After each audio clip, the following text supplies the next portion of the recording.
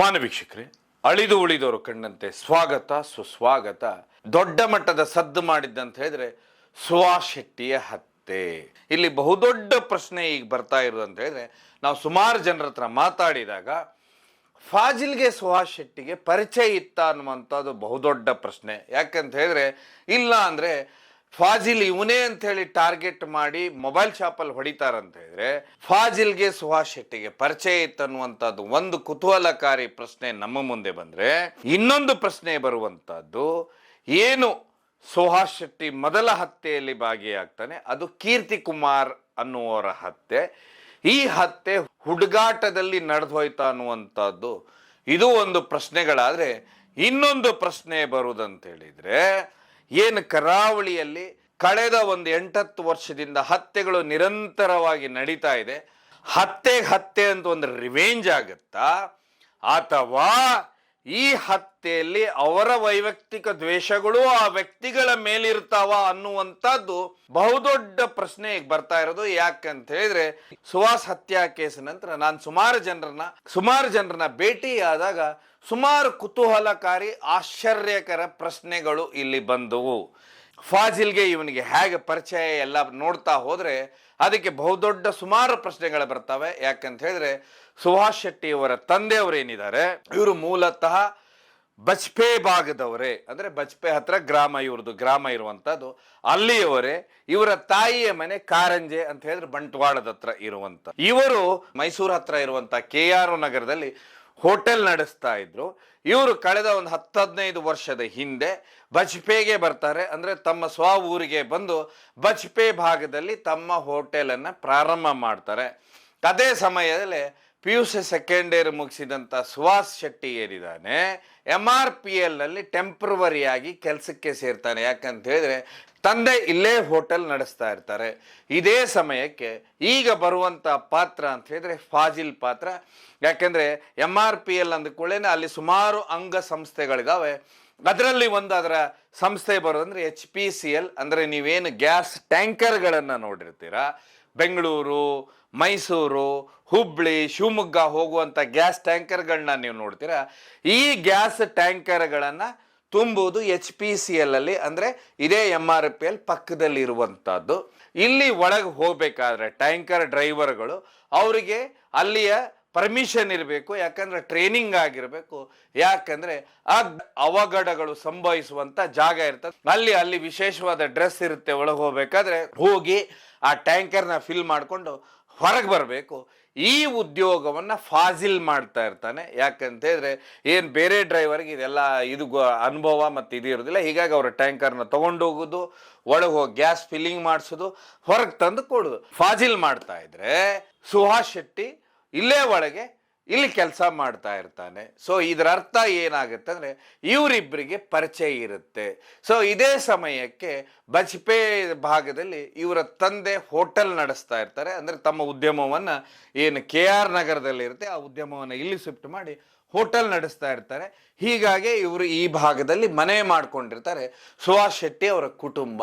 ಅದಾದ ಮೇಲೆ 2020ನೇ ಇಸ್ವಿಯಲ್ಲಿ ಒಂದು ಘಟನೆ ನಡೆದು ಹೋಗ್ಬಿಡುತ್ತೆ. ಆ ಘಟನೆ ಏನಂತ ಹೇಳಿದ್ರೆ, ಇವರೆಲ್ಲ ಅವಾಗ ಇನ್ನೂ ಸ್ವಲ್ಪ ಯುವಕರು ಹೆಂಗಿರ್ತಾರೆ, ಇವ್ರದೆಲ್ಲ ಒಂದು 5 ಹುಡುಗರು ಇವರು ಸೇರ್ಕೊಂಡಿರ್ತಾರೆ. ಅದೇ ಸಮಯಕ್ಕೆ ಅದರಲ್ಲಿದ್ದಂಥ ಹುಡುಗನಿಗೆ ಕೀರ್ತಿ ಕುಮಾರ್ ಅನ್ನುವಂಥವ್ರು, ಅಂದ್ರೆ ಎಕ್ಕಾರು ಬಡಗ ಭಾಗದ ಇವ್ರಿಗೇನೋ ಫೋನ್ನಲ್ಲಿ ಮಾತುಕತೆ ಶುರುವಾಗತ್ತೆ. ಈ ಮಾತು ಯಾವ ರೀತಿ ಬೆಳೀತಂತ ಹೇಳಿದ್ರೆ, ತುಂಬಾ ಫೋನ್ನಲ್ಲೇ ಜೋರಾಗಿ ಮಾತಾಡ್ಲಿಕ್ಕೆ ಶುರು ಮಾಡ್ತಾರೆ. ನಿಮ್ಗೆಲ್ಲ ಗೊತ್ತಾ ವಯಸ್ಸು ಹೇಗಿರುತ್ತಂತೇಳಿ. ಯಾವಾಗ ಫೋನ್ ನಲ್ಲಿ ಇಬ್ಬರಿಗೂ ಮಾತು ಬೆಳೆಯುತ್ತೆ. ಅಂದ್ರೆ ಸುಹಾಸ್ ಒಟ್ಟಿಗಿರೋ ಸ್ನೇಹಿತನಿಗೆ ಮತ್ತೆ ಅಲ್ಲಿದ್ದಂತ ವ್ಯಕ್ತಿಗೆ ಫೋನ್ ನಲ್ಲಿ ಯಾವಾಗ ಬೆಳೆಯುತ್ತೆ, ಎಲ್ಲಿದ್ದೀರಾ ನೀವು ಅಂತ ಕೇಳಿದ್ಕೊಳ್ಳೇನೆ, ನಾವು ಇದೇವೆ, ಯಾಕೆ ನಮ್ಮ ಹತ್ರನೇ ಬರ್ತೀರಾ ಅಂತ ಹೇಳಿ ಏನ್ ಮಾಡ್ಬಿಡ್ತಾರೆ, ಇವ್ರು ಲೊಕೇಶನ್ ಹಾಕ್ಬಿಡ್ತಾರೆ ಮೊಬೈಲ್ ನಲ್ಲಿ. ಯಾವಾಗ ಲೊಕೇಶನ್ ಹಾಕ್ತಾರೆ, ಆ ಲೊಕೇಶನ್ಗೆ ಈ ಸುಹಾಸ್ ಶೆಟ್ಟಿ ತಂಡ ಏನಿದೆ, ಇವರೊಟ್ಟಿಗೆ ಹುಡುಗರು ಏನಿದ್ದಾರೆ ಇವರೆಲ್ಲ ಸೇರ್ಕೊಂಡು ಅಲ್ಲಿ ಹೋಗ್ತಾರೆ. ಅಲ್ಲಿ ಗಲಾಟೆ ಆಗುತ್ತೆ. ಆ ಗಲಾಟೆಯಲ್ಲಿ ಅಲ್ಲಿ ಕೀರ್ತಿ ಕುಮಾರ್ ಅವರು ಡೆತ್ ಆಗ್ತಾರೆ. ಯಾವಾಗ ಕೀರ್ತಿ ಕುಮಾರ್ ಅಲ್ಲಿ ಡೆತ್ ಆಗ್ತಾರೆ, ಅದಾದ್ಮೇಲೆ ಆ ಕೇಸ್ ಆಗುತ್ತೆ. ಇವ್ರನ್ನೆಲ್ಲ ಜೈಲಿಗೆ ಕಳಿಸ್ತಾರೆ. ಆ ಕೇಸು ಈಗೂ ನಡೀತಾ ಇದೆ. ಇದು ಯಾವಾಗ ಈ ಘಟನೆ ಆಗುತ್ತೆ, ಈ ವ್ಯಕ್ತಿ ಸುಹಾಸ್ ಶೆಟ್ಟಿ ಯಾವಾಗ ಜೈಲು ಹೋಗ್ತಾನೆ, ಆಗ ಇದು ದೊಡ್ಡ ಕಂಪನಿ ಆಗಿರೋದ್ರಿಂದ ಅಲ್ಲಿಂದ ಆ ವ್ಯಕ್ತಿಯನ್ನು ಟೆಂಪ್ರವರಿ ಕೆಲಸದಿಂದ ತೆಗಿತಾರೆ. ಇದಾದ ಮೇಲೆ 1 ವರ್ಷದ ನಂತರ ಇವರಿಗೆ ಜಾಮೀನಾಗುತ್ತೆ. ಜಾಮೀನಾದ ನಂತರ ಹೊರಗೆ ಬರ್ತಾನೆ. ಹೊರಗೆ ಬಂದ ನಂತರ ನೆಕ್ಸ್ಟ್ ಇದ್ರೆ ಈ ಅಬ್ದುಲ್ ಸಫಾನ್ಗೆ ಅಲ್ಲಿದ್ದಂಥ ಇವನೊಟ್ಟಿಗಿದ್ದಂಥ ಹುಡುಗರಿಗೆ ದೊಡ್ಡ ಮಟ್ಟದ ಗಲಾಟೆ ಆಗುತ್ತೆ. ಇವರು ಅಬ್ದುಲ್ ಸಫಾನ್ ಮೇಲೆ ಭೀಕರವಾಗಿ ದಾಳಿ ಮಾಡ್ತಾರೆ. ಆವತ್ತು ಸುಹಾಸ್ ಇರುವುದಿಲ್ಲ ಅಲ್ಲಿ, ಅವರೊಟ್ಟಿಗಿದ್ದಂಥ ಹುಡುಗರೇ ಇರ್ತಾರೆ. ಅಬ್ದುಲ್ ಸಫಾನ್ ಭೀಕರವಾಗಿ ದಾಳಿ ಆದ ನಂತರ ಅಬ್ದುಲ್ ಸಫಾನ್ ಆಸ್ಪತ್ರೆ ಸೇರಿಕೊಳ್ತಾನೆ. ಹಾಗೆ ಈ ಹುಡುಗರನ್ನ ಪೊಲೀಸರು ಬಂಧಿಸಿ ಒಳಗೆ ಕಳಿಸ್ತಾರೆ, ಜೈಲಿಗೆ ಹಾಕ್ತಾರೆ. ಆದ್ರೆ ಅವತ್ತು ಸುಹಾಸ್ ಶೆಟ್ಟಿ ಆ ಜಾಗದಲ್ಲಿ ಇರುವುದಿಲ್ಲ. ಇದ್ರ ಮಧ್ಯ ಅಬ್ದುಲ್ ಸಫಾನು ಮತ್ತೆ ಫಾಜಿಲು ಇಬ್ರು ಸ್ನೇಹಿತರಾಗಿರ್ತಾರೆ. ಯಾಕಂತ ಹೇಳಿದ್ರೆ ಇಬ್ಬರದು ವೃತ್ತಿ ಒಂದೇ ಆಗಿರುತ್ತೆ. ಈ ಅಬ್ದುಲ್ ಇದೇ ಸಮಯಕ್ಕೆ 2022 ಬರುವತ್ತಿಗೆ ಪ್ರವೀಣ್ ನೆಟ್ಟಾರು ಹತ್ಯೆ ಅಲ್ಲೇ ಆಗತ್ತೆ.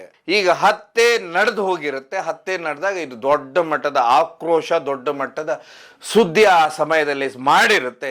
ಇದೇ ಸಮಯಕ್ಕೆ ಸುರತ್ಕಲ್ ಭಾಗದಲ್ಲಿ ಸುಹಾಸ್ ಶೆಟ್ಟಿ ಮತ್ತೆ ಅವರ ತಂಡ ಹೋಗ್ತಾ ಇರುತ್ತೆ. ಇಲ್ಲಿ ಇಬ್ರಿಗೂ ಏನು ಸಮಸ್ಯೆ ಇರುತ್ತೆ ಅಂದ್ರೆ, ಈ ಸುಹಾಸ್ ಶೆಟ್ಟಿಗೆ ಮೊದಲೇ MRPL HPSL ಇದ್ದಾಗ ಈ ವ್ಯಕ್ತಿ ಯಾರು ಅನ್ನೋದು ಪರಿಚಯ ಇರುತ್ತೆ. ಅದಾದ ಮೇಲೆ ಇದೇ ವ್ಯಕ್ತಿ ಅಂತ ಹೀಗಾಗಿ ಈ ವ್ಯಕ್ತಿಯನ್ನ ಮೊಬೈಲ್ ಅಂಗಡಿಯಲ್ಲಿ ಇರುವಾಗನೇ ಇವ್ರು ಏನ್ ಮಾಡ್ತಾರೆ ಅಂದ್ರೆ ಭೀಕರವಾಗಿ ದಾಳಿ ಮಾಡ್ತಾರೆ. ಯಾಕಂದ್ರೆ ಆ ರೀತಿ ಒಬ್ರಿಗೊಬ್ಬರನ್ನ ಕೊಲ್ಲಬೇಕಂದಿದ್ರೆ ಬೇರೆಯವ್ರನ್ನು ಕೊಲ್ಲಬಹುದಿತ್ತಲ್ಲ ಅನ್ನುವಂತ ಸುಮಾರು ಜನ ಇಲ್ಲಿ ಪ್ರಶ್ನೆ ಕೇಳ್ತ್ರಿಯಲ್ಲಿ ಇದ್ದಾಗ ಫಾಜಿಲ್ ಏನ್ ಆಸ್ಪತ್ರೆ ಬರ್ತಿರ್ತಾನೆ. ಇದು ಅಬ್ದುಲ್ ಸಫಾನ್ನ ತಲೆಯಲ್ಲೇ ಉಳ್ಕೊಂಡ್ಬಿಟ್ಟಿರುತ್ತೆ. ಇವರು ಎಲ್ಲೋ ಒಂದು ಕಡೆ ಈ ಹತ್ಯೆಯನ್ನು ಇದೇ ಕಾರಣಕ್ಕೆ ಮಾಡಿದ್ರೆ. ಹೀಗಾಗಿ ನೀವು ಮೊನ್ನೆ ಹತ್ಯೆಯಲ್ಲಿ ನೀವು ನೋಡಿರ್ತೀರ, ಸುಹಾಸ್ ಹತ್ಯೆಯಲ್ಲಿ ಅಬ್ದುಲ್ ಸಫಾನ್ ಮುಖ್ಯವಾಗಿ ಕಾಣಿಸ್ಕೊಳ್ತಾನೆ.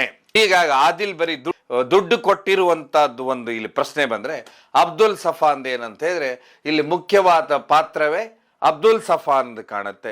ಇದೇ ಸಮಯಕ್ಕೆ ಯಾವಾಗ ಫಾಜಿಲ್ ಹತ್ಯೆ ನಡೆಯುತ್ತೆ, ಹತ್ಯೆ ಆದಮೇಲೆ ಇದು ದೊಡ್ಡ ಮಟ್ಟದ ಬಜ್ಪೆಯಿಂದ ಹಿಡಿದು ಸುರತ್ಕಲ್ಲು ಮಂಗಳೂರು ಭಾಗದಲ್ಲಿ ಇದು ದೊಡ್ಡ ಮಟ್ಟದ ಸುದ್ದಿ ಮಾಡಿಬಿಡುತ್ತೆ. ಆಗ ಇವರ ತಂದೆಯವರು ಏನು ಮಾಡ್ತಾರೆ ಅಂದರೆ, ಏನು ಬಜ್ಪೆ ಭಾಗದಲ್ಲಿ ಇವರು ಹೋಟ್ಲ್ ಇಟ್ಕೊಂಡಿರ್ತಾರೆ, ಆ ಹೋಟೆಲ್ನ ಬಂದ್ ಮಾಡಿ ತಮ್ಮ ಅಂದರೆ ಮಡದಿಯವರ ಊರು ಅಂತ ಹೇಳಿದರೆ ಏನು ಬಂಟ್ವಾಳದ ಹತ್ರ ಇರುವಂಥ ಕಾರಿಂಜೆಗೆ ಅವರು ಅಲ್ಲಿಗೆ ಶಿಫ್ಟ್ ಆಗಿಬಿಡ್ತಾರೆ. ಅದಾದಮೇಲೆ ಈ ವ್ಯಕ್ತಿ ಫಾಜಿಲ್ ಕೇಸಲ್ಲಿ ಸುಹಾಸ್ ಒಳಗೆ ಹೋದಂತವನು ಜಾಮೀನು ಆಗುವುದಿಲ್ಲ. 1 ವರ್ಷದ ನಂತರ ಹೈಕೋರ್ಟ್ನಿಂದ ಜಾಮೀನು ತಗೊಂಡು ಮತ್ತೆ ಇದೇ ಭಾಗಕ್ಕೆ ಬರ್ತಾನೆ. ಇದೇ ಭಾಗಕ್ಕೆ ಬಂದು ಇಲ್ಲಿ ಏನಂತ ಹೇಳಿದ್ರೆ, ಯಾಕಂದ್ರೆ ಇವರು ಮೊದಲು ಇಲ್ಲಿ ಏನಂತ ಹೇಳಿದ್ರೆ ಫ್ಯಾಮಿಲಿ ಸಮೇತ ಕುಟುಂಬ ಸಮೇತ ಇಲ್ಲಿ ವಾಸ ಮಾಡ್ತಿರ್ತಾರೆ. ಯಾವಾಗ ಫಾಜಿಲ್ ಹತ್ಯೆ ಕೇಸ್ ಆಗುತ್ತೆ ಆಗ ಇವರು ಕುಟುಂಬ ಸಮೇತ ಅಲ್ಲಿ ಕಾರಿಂಜೆಗೆ ಅಲ್ಲಿಗೆ ಶಿಫ್ಟ್ ಆಗ್ತಾರೆ. ಆದರೆ ಸುಹಾಸ್ ಇಲ್ಲಿ ಬಂದು ತನ್ನ ಉದ್ಯೋಗವನ್ನ ಪ್ರಾರಂಭ ಮಾಡ್ತಾನೆ. ಅಂದ್ರೆ ಉದ್ಯೋಗ ಅಂತ ಹೇಳಿದ್ರೆ ಈ ಟಿಪ್ಪರ್ ತಗೊಂಡು ಈ ಜಲ್ಲಿ ಮರಳು ಈ ಭಾಗ ಸಾಗಿಸುವುದು ಈ ರೀತಿ ಎಲ್ಲ ಪ್ರಾರಂಭ ಮಾಡ್ತಾನೆ. ಮತ್ತೆ ಇವನು ಓಡಾಡ್ಲಿಕ್ಕೆ ಶುರು ಮಾಡ್ತಾನೆ. ಯಾವಾಗ ಓಡಾಡ್ಲಿಕ್ಕೆ ಶುರು ಮಾಡ್ತಾನೆ ಇದೇ ಸಮಯಕ್ಕೆ ಅಬ್ದುಲ್ ಸಫಾನ್ ಕಾಯ್ಕೊಂಡು ಕೂತ್ಕೊಂಡಿರ್ತಾನೆ. ಅವನ ಮೇಲೆ ದಾಳಿ ಮಾಡಿದಂಥವ್ರು ಯಾರಿದ್ದಾರೆ ಆ ಹುಡುಗರು ಇವನು ಜೋಡಿನೇ ಇರ್ತಾರೆ. ಹೀಗಾಗಿ ಅಬ್ದುಲ್ ಸಫಾನ್ ಸುಮಾರು ಬಾರಿ 1-2-3 ಬಾರಿ ಪ್ರಯತ್ನ ಪಟ್ಟರು ಆ ಕೆಲಸ ಆಗಿರುವುದಿಲ್ಲ. ಯಾಕಂತ ಹೇಳಿದ್ರೆ ಸುಹಾಸ್ ಶೆಟ್ಟಿ ಒಟ್ಟಿಗೆ ಅವನ ತಂಡ ಇರುತ್ತೆ. ಹೀಗಾಗಿ 2 ದ್ವೇಷಗಳು ವರ್ಕೌಟ್ ಮಾಡ್ತವೆ. ಒಂದು ಅಬ್ದುಲ್ ಸಫಾನ್ ಮೇಲೆ ದಾಳಿ ಮಾಡ್ದಂತ, ಇನ್ನೊಂದು ಫಾಜಿಲ್ ಮೇಲೆ ದಾಳಿ ಮಾಡಿದಾಗ ಸುಹಾಸ್ ಶೆಟ್ಟಿನೇ ಇದ್ದ ಅನ್ನುವಂಥದ್ದು ಏನು ಸಿಟ್ಟಿರುತ್ತೆ, ತನ್ನ ಸೇಡ್ ಏನಿರುತ್ತೆ ಆ ಸೇಡ್ ತೀರಿಸ್ಕೊಳ್ಳೋದಕ್ಕೆ ಹತ್ಯೆಯಲ್ಲಿ ಪಾಲ್ಗೊಳ್ತಾನನ್ನುವಂಥದ್ದು. ಅಂದರೆ ರಿವೆಂಜ್ ಅಂತ ಹೇಳಿದ್ರೆ ಈ ರೀತಿ ಹತ್ಯೆಯಲ್ಲಿ ಪಾಲ್ಗೊಳ್ತಾನನ್ನುವಂಥದ್ದು. ಯಾಕಂತ ಹೇಳಿದ್ರೆ ಇದಕ್ಕೆ ಸ್ವಲ್ಪ ವರ್ಷಗಳ ಹಿಂದೆ ಹೋಗ್ಬಿಟ್ರೆ, ಯಾಕಂದ್ರೆ ಈ ಕೊಲೆಗಳಲ್ಲಿ ಕೋಮು ದ್ವೇಷಗಳ ಮಧ್ಯನೂ ಅವರವರ ವೈಯಕ್ತಿಕವಾಗಿರುವ ದ್ವೇಷಗಳು ಇಲ್ಲಿ ಕೆಲಸ ಮಾಡಿದೆ ಅನ್ನುವಂಥದ್ದು ಸುಮಾರು ಜನರು ಹೇಳ್ತಾ ಇದ್ದಾರೆ. ಯಾಕಂತ ಹೇಳಿದ್ರೆ ಇದನ್ನ ಆಳವಾಗಿ ಇದ್ರ ಬಗ್ಗೆ ತಿಳ್ಕೊಳ್ತಾ ಹೋದಾಗ ಇವರ ವೈಯಕ್ತಿಕ ದ್ವೇಷಗಳು ಇಲ್ಲಿ ಕಾಣುತ್ತೆ. ಇದಕ್ಕೆ ತುಂಬಾ ಇನ್ನೊಂದು ಉದಾಹರಣೆ ಅಂತ ಹೇಳಿಬಿಟ್ರೆ ನಿಮ್ಗೆಲ್ಲ ಗೊತ್ತು, ದೀಪಕ್ ರಾವ್ ಹತ್ಯೆ ಆಗುತ್ತೆ. ದೀಪಕ್ ರಾವ್ ಸುರತ್ಕಲ್ ಭಾಗ ಅಂತ ಹೇಳಿದ್ರೆ ಕೃಷ್ಣಾಪುರ ಕಾಟಿಪಲ್ಲ ಭಾಗದಲ್ಲಿ ಮೊಬೈಲ್ ಶಾಪ್ನಲ್ಲಿ ಕೆಲಸ ಮಾಡ್ತಾ ಇರ್ತಾನೆ. ಒಬ್ಬರು ಅದರ ಮಾಲೀಕರು ಮುಸ್ಲಿಮ್ಸ್ ಆಗಿರ್ತಾರೆ. ಈ ವ್ಯಕ್ತಿ ಅಲ್ಲಿ ಮುಸ್ಲಿಮ್ಸ್ ಮಾಲೀಕರ ಕೈಯಲ್ಲೇ ಕೆಲಸ ಮಾಡ್ತಿರ್ತಾನೆ. ಇದೇ ಭಾಗದಲ್ಲಿ ಏನಾಗುತ್ತೆ ಅಂತ ಹೇಳಿದ್ರೆ ಒಂದು ದಿವಸ ಧ್ವಜಗಳನ್ನ ಅಂತ ಹೇಳಿದ್ರೆ ಏನು ಧ್ವಜಗಳನ್ನ ಹಾಕಿರ್ತಾರೆ ಸರ್ಕಲ್ಗಳಲ್ಲಿ, ಅದನ್ನ ಕಿತ್ತಿರುವಂತದ್ದು ಕೇಸ್ ಆಗುತ್ತೆ, ಗಲಾಟೆ ಆಗುತ್ತೆ. ಆ ಗಲಾಟೆ ಆದ ನಂತರ ಸುಮಾರು ಜನರ ಮೇಲೆ ಪೊಲೀಸರು ಕೇಸ್ ಮಾಡಿರ್ತಾರೆ, ಧ್ವಜ ಕಿತ್ತಾಕಿರೋದು. ಆದ್ರೆ ಈ ಕಿತ್ತಾಕುವಂತ ಸಮಯದಲ್ಲಿ ಕೆಲವೊಂದು ಕಿತ್ತಾಕುವಂತ ವಿಡಿಯೋಗಳು ಈ ದೀಪಕ್ ರಾವ್ ಇದ್ದು ಅನ್ನುವಂಥದ್ದು ಒಂದು ಸುದ್ದಿ. ಯಾಕಂತ ಹೇಳಿದ್ರೆ ದೀಪಕ್ ರಾವ್ ಮೊಬೈಲ್ ಅಂಗಡಿಯಲ್ಲೇ ಕೆಲಸ ಮಾಡ್ತಾ ಇರ್ತಾನೆ. ಆ ದೀಪಕ್ ರಾವ್ ಹತ್ರನೇ ಈ ವಿಡಿಯೋಗಳು ಆ ಮೊಬೈಲ್ ಅಲ್ಲಿ ಇದ್ದು ಅಂತೆ. ಹೀಗಾಗಿ ಯಾವಾಗ ಕೇಸ್ ಆಗುತ್ತೆ, ಇನ್ನು ಮೊಬೈಲ್ ಅಲ್ಲಿ ಇರುವಂತ ಅದೇನಿದೆ ಇದು ಎವಿಡೆನ್ಸ್ ಆಗುತ್ತೆ ಅಂತ ಹೇಳಿ ಯಾರು ಧ್ವಜ ಕಿತ್ತಿರ್ತಾರೆ ಅವರೆಲ್ಲ ಬಂದು ಇವನು ದೀಪಕ್ ರಾವ್ ಹತ್ರ ಹೇಳಿರ್ತಾರೆ. ಏನಂತ ಹೇಳಿದ್ರೆ, ನಿನ್ನ ಮೊಬೈಲ್ ಅಲ್ಲಿ ಇರುವಂತದ್ದು ವಿಡಿಯೋಗಳಿದೆ, ಆ ವಿಡಿಯೋನ ಡಿಲೀಟ್ ಮಾಡು ಅಂತ. ಆದ್ರೆ ದೀಪಕ್ ರಾವ್ ಏನಾಗಿರುತ್ತೆ ಅಂದ್ರೆ, ಡಿಲೀಟ್ ಮಾಡು ಅಂದ್ರೆ ಇಲ್ಲ ಅಂದ್ರೆ ಅದ್ರ ಬಗ್ಗೆ ತಲೆ ಕೆಡಿಸ್ಕೊಂಡಿರೋದಿಲ್ಲ. ಈ ಸಿಟ್ಟಿನ ಮೇಲೆನೆ ಬಂದು ಏನ್ ಮಾಡ್ಬಿಡ್ತಾರೆ, ಏಕಾಏಕಿ ದೀಪಕ್ ರಾವ್ ಮೇಲೆ ದಾಳಿ ಮಾಡ್ತಾರೆ. ದಾಳಿ ಮಾಡಿದಾಗ ಏನಲ್ಲಿ ಮೊಬೈಲ್ ಅಂಗಡಿ ಮಾಲೀಕರು ಅವರೇ ದೀಪಕ್ ರಾವ್ನ ಎತ್ಕೊಂಡು ಕಾರ್ನಲ್ಲಿ ಹೋಗಿ ಆಸ್ಪತ್ರೆಯನ್ನ ಸೇರಿಸ್ತಾರೆ. ಮತ್ತೆ ಈ ವ್ಯಕ್ತಿ ಮೇಲೆ ಯಾವ ಕಾರ್ನಿಂದ ಬಂದು ದಾಳಿ ಮಾಡಿದ ಕಾರ್ ನಂಬರು ಕೊಟ್ಟಿರ್ತಾರೆ. ಅದೇ ರೀತಿನೇ ಆ ವ್ಯಕ್ತಿಯನ್ನ ಅಂತ ಹೇಳಿದ್ರೆ ಏನು ಪೊಲೀಸರು ಏನಂದ್ರೆ ಈ ಪೆಟ್ರೋಲಿಂಗ್ ಪೊಲೀಸರು ಆ ಕಾರನ್ನು ಹಿಡಿತಾರೆ. ಅಂದ್ರೆ ಸುಮಾರು ಕಿಲೋಮೀಟರ್ ಗಟ್ಟಲೆ ಬೆನ್ನತ್ತಿ ಮೂಡುಬಿದ್ರೆ ಹತ್ರ ಹೋಗಿ ಆ ಕಾರ್ ಸಿಕ್ಕಾಕೊಳ್ಳುತ್ತೆ. ಅವಾಗ ಹಿಡಿದು ಅರೆಸ್ಟ್ ಮಾಡಿ ಒಳಗೆ ಕಳಿಸ್ತಾರೆ. ಆಗ ಇಲ್ಲಿ ಬರುವಂತದ್ದು ಇನ್ನೊಂದಂದ್ರೆ, ಅದಕ್ಕೆ ಇನ್ನೊಂದು ಅಪೋಸ್ ಆಗಿ ಒಂದು ಹತ್ಯೆ ನಡೀತದೆ, ನಿಮ್ಗೆಲ್ಲ ಗೊತ್ತಿರುತ್ತೆ. ಅದು ಕೊಟ್ಟಾರ ಚೌಕಿಯಲ್ಲಿ ಬಶೀರ್ ಅನ್ನುವಂಥವ್ರ ಹತ್ಯೆ. ಹಾಗಾದ್ರೆ ಬಶೀರ್ಗೆ ಮತ್ತೆ ಹತ್ಯೆ ಮಾಡಿದವ್ರಿಗೆ ಏನ್ ಸಮಸ್ಯೆ ಇತ್ತು, ಬಶೀರ್ ಅಂತ ಹೇಗೆ ಪರಿಚಯ ಇತ್ತು ಅಂತ ನೋಡ್ತಾ ಹೋದ್ರೆ ಇಲ್ಲೂ ಒಂದು ಕುತೂಹಲಕಾರಿ ಪ್ರಶ್ನೆ ಬರುತ್ತೆ. ಅದು ಏನಂತ ಹೇಳಿದ್ರೆ, ಈ ಬಶೀರ್ ಅಲ್ಲಿ ಒಂದು ಹೋಟೆಲ್ ನಡೆಸ್ತಾ ಇರ್ತಾರೆ. ಈ ಹೋಟೆಲ್ ಹಿಂಭಾಗದಲ್ಲಿ ಜಾಗ ಖಾಲಿ ಇರುತ್ತೆ. ಇಲ್ಲಿ ಸುಮಾರು ಜನ ಅಂತ ಹೇಳಿದ್ರೆ ಅಲ್ಲಿ ನಿಲ್ಲುವಂತವ್ರು ಕೆಲವೊಬ್ರು ಏನ್ ಮಾಡಿರ್ತಿರ್ತಾರೆ, ಮೂತ್ರ ವಿಸರ್ಜನೆಗೆ ಪದೇ ಹೋಗ್ತಿರ್ತಾರೆ. ಮುಂದ್ಗಡೆನೆ ಹೋಟೆಲ್ ನಡೆಸೋದ್ರಿಂದ ಈ ಬಶೀರ್ ಪದೇ ಜಗಳ ಮಾಡ್ತಾ ಇರ್ತಾರೆ. ಯಾಕೆ ಇಲ್ಲೆಲ್ಲ ಉಚ್ಚ ಒಯ್ಲಿಕ್ಕೆ ಹೋಗ್ತೀರಾ, ಮೂತ್ರ ವಿಸರ್ಜನೆ ಹೋಗ್ತೀರಾ, ಇಲ್ಲಿ ನಮ್ದು ಹೋಟೆಲ್ ನಡಿಬೇಕೋ ಬೇಡ ಅಂತ ಹೇಳಿ ಅವ್ರದ್ದು ವ್ಯಾಪಾರ ದೃಷ್ಟಿ. ಹೀಗಾಗಿ ಇವರಿಗೆ ಸಣ್ಣ ಮಟ್ಟದ ಇವ್ರಿಗೆ ಜಗಳ ಇರುತ್ತೆ. ಇದೇ ಜಗಳನೆ ಏನಾಗುತ್ತೆ ಅಂದ್ರೆ, ಈ ಕೊಲೆ ನಡೆದಂತ ಸಮಯದಲ್ಲೇನೆ ಈ ಜಗಳದ ನೆಪದಲ್ಲೇನೆ ಈ ಹತ್ಯೆನೂ ಆಗ್ಬಿಡುತ್ತೆ. ಕೊನೆಗೆ ದೀಪಕ್ ರಾವ್ ಹತ್ಯೆ ನಡೆದಂಥದಕ್ಕೆ ರಿವೆಂಜ್ ಅನ್ನುವಂಥದ್ದು ಇದು ದೊಡ್ಡ ಮಟ್ಟದ ತಳಕು ಹಾಕುತ್ತೆ. ಅದರರ್ಥ ಇಲ್ಲಿ ಪೊಲೀಸರು ವಿಶೇಷವಾಗಿ ಇವೆಲ್ಲ ಕೇಸುಗಳ ಬಗ್ಗೆ ಸರಿಯಾಗಿ ತನಿಖೆ ಮಾಡಿ ತಮ್ಮದೇ ಆದ ಕೆಲವೊಂದು ಅಂತ ಹೇಳಿದ್ರೆ ಇಲ್ಲಿ ವಿಶೇಷವಾದ ಕಾನೂನು ನಿಗಾವನ್ನ ಮಾಡಿದಾಗಷ್ಟೇನೆ ದಕ್ಷಿಣ ಕನ್ನಡ ಜಿಲ್ಲೆಯಲ್ಲಿ ಶಾಂತಿ ಸ್ಥಾಪಿಸಲಿಕ್ಕೆ ಸಾಧ್ಯವಾಗುವುದು, ಈ ರೀತಿಯ ಹತ್ಯೆಗಳು ನಿಲ್ಲಿಸಲಿಕ್ಕೆ ಸಾಧ್ಯವಾಗುವುದು ಅಂತೇಳಿ ಸುಮಾರು ಹೇಳಿದ್ರು. ಮತ್ತೆ ಶಾಂತಿಯುತವಾದ ದಕ್ಷಿಣ ಕನ್ನಡ ಜಿಲ್ಲೆ ಕರಾವಳಿ ಭಾಗ ಆಗ್ಬೇಕಂದ್ರೆ ಪೊಲೀಸರು ಇವೆಲ್ಲ ಆಯಾಮಗಳಲ್ಲಿ ತನಿಖೆ ಮಾಡಿದಾಗಷ್ಟೇನೆ ಸಂಪೂರ್ಣ ಸತ್ಯ ಹೊರಗೆ ಬರುತ್ತೆ ಅಂತ ಹೇಳಿ ಸುಮಾರು ಜನ ಹೇಳ್ತಾರೆ. ಹೀಗಾಗಿ ಅವರೆಲ್ಲ ಅವ್ರು ಹೇಳಿದ್ರು ನಾನು ನಿಮ್ಮ ಮುಂದೆ ಹೇಳಿದೆ.